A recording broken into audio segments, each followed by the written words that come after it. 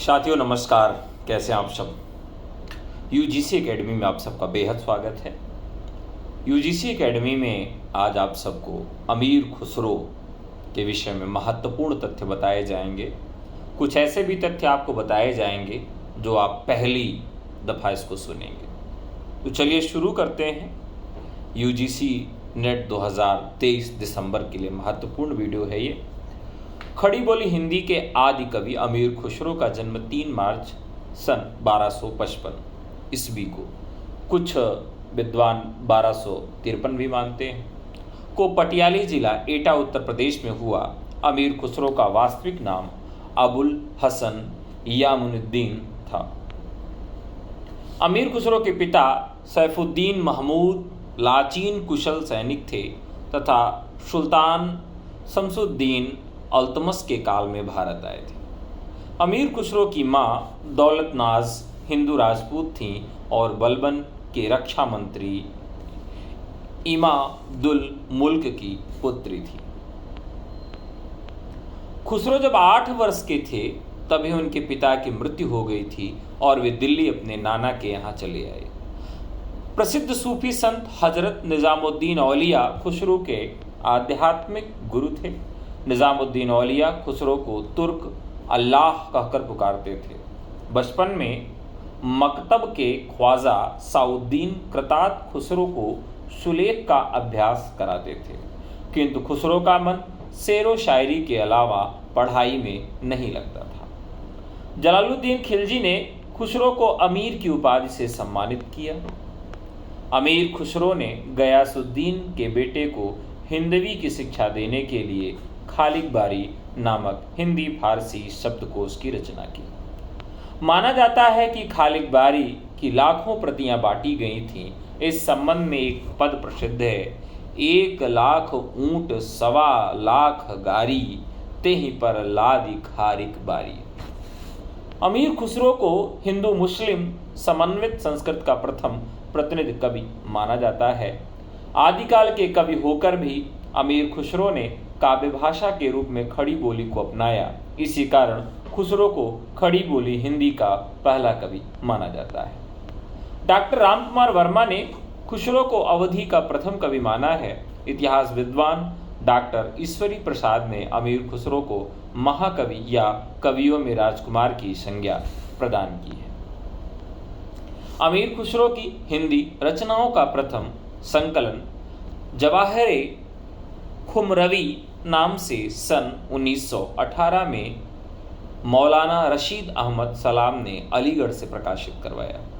खुसरो के हिंदी रचनाओं का द्वितीय संकलन 1922 ईस्वी में ब्रजरत्न दास ने नागरी प्रचारणी सभा काशी के माध्यम से खुसरो की हिंदी कविता नाम से करवाया था।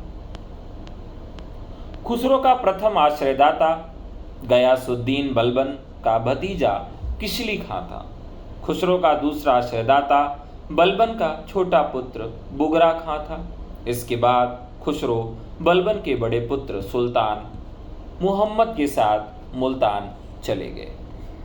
अमीर खुसरो का तीसरा आश्रयदाता अमीर अली सरजादरा था, जिसके साथ खुसरो अवध चले गए। तत्पश्चात अमीर खुसरो ने बुगरा खां का पुत्र कैकुबाद का आश्रय प्राप्त किया। जलालुद्दीन खिलजी जब दिल्ली का सुल्तान बना तो उसने अमीर खुसरो का बहुत आदर सत्कार किया और अमीर की उपाधि से सम्मानित किया। अलाउद्दीन खिलजी ने अपने चाचा जलालुद्दीन की हत्या कर दिल्ली पर कब्जा कर लिया। इसने भी अमीर खुसरो को बहुत आदर दिया। गयासुद्दीन तुगलक अमीर खुसरो का अंतिम आश्रयदाता था। अमीर खुसरो ने अपने जीवन काल में दिल्ली सिंहासन पर एक के बाद एक पूरे 11 सुल्तानों को गद्दी पर बैठते देखा था। अमीर खुसरो ने अपने गुरु निजामुद्दीन औलिया की मृत्यु से काफी दुखी हुए और उनकी कब्र पर जाकर ये पद उन्होंने कहा था, गोरी सोवे सेज पर मुख पर डारे केस, चल खुसरो घर आपने रैन भई चहुदेश। कहा जाता है कि अपने प्रिय मुर्शीद गुर की मृत्यु पर समाचार सुनकर इन्हें काफ़ी सदमा लगा और यही उनकी मृत्यु का कारण भी बना। 27 सितंबर 1325 को अमीर खुसरो की मृत्यु हो गई। अमीर खुसरो के कब्र पर सन 1650 ईस्वी में ताहिरा बेगम ने एक मकबरा बनवाया था। अमीर खुसरो के साहित्य संसार में देशभक्त तथा देशप्रेम का स्वर मुखरित है। वे भारत को पृथ्वी का स्वर्ग कहा करते थे। उनकी कविताओं में भारतीय फलों तथा भारतीयों के श्यामवर्ण सौंदर्य की प्रशंसा, ज्ञान विज्ञान की प्रशंसा, जलवायु आदि प्रकृति उपादानों की प्रशंसा अपने साहित्य में गहरे तौर पर किया है। अमीर खुसरो एक महान संगीतकार भी थे। वे ख्याल और तराने के आविष्कारक माने जाते हैं। कव्वाली भी खुसरो की अद्वितीय देन है। अमीर खुसरो पहले कवि थे जिन्होंने हिंदी, हिंदवी और फारसी में एक साथ रचनाएं की। ख्वाजा इज्जतदीन अजीज बचपन में ही अमीर खुसरो को एक रुबाई में बेहद खुश होकर उसे साहित्यिक नाम सुल्तान दिया था। खुसरो ने अपने पहले काव्य संग्रह तोहफतु सिग्र की फारसी गजलों में अपना नाम सुल्तान ही रखा है। तुगलकनामा खुसरो की अंतिम रचना मानी जाती है। अमीर खुसरो को तूत ए हिंद की उपाधि ईरान के लोगों के द्वारा दी गई। अमीर खुसरो की रचनाओं में खुसरो के फारसी में 5 काव्य संग्रह प्राप्त होते हैं, जिसमें तोहफतु सिग्र, वसतुल हयात, गरतुल कमाल, बकिया नकिया और निहाय कमाल।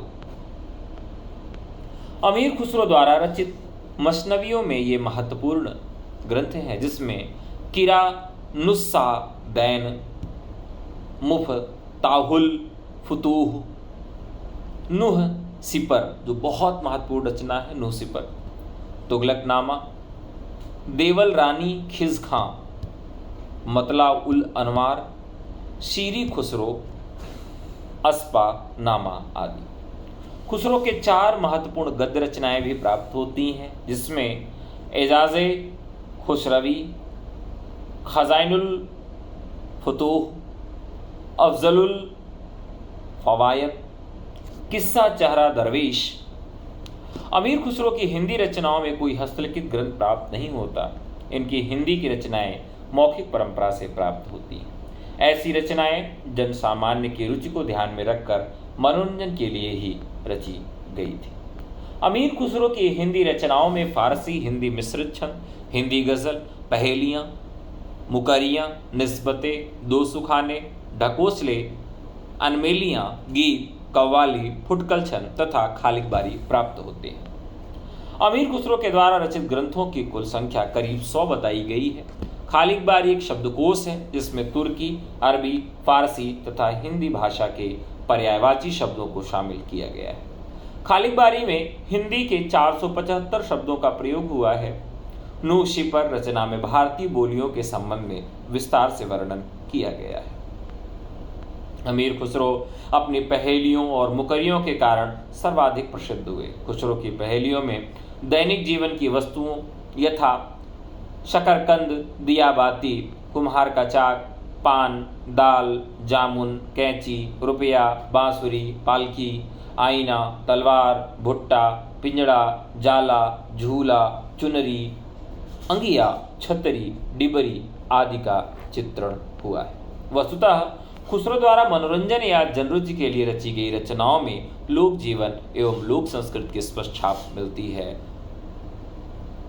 तो चल मन तूतिये हिंदुम अर रास्त पुरसी जेमन हुंदी पुंसम तानाज गोयम। खुसरो का ये कथन बहुत प्रसिद्ध है। मैं हिंदुस्तान की तूती हूँ। अगर तुम भारत के बारे में वास्तव में मुझसे कुछ पूछना चाहते हो तो मुझसे पूछो।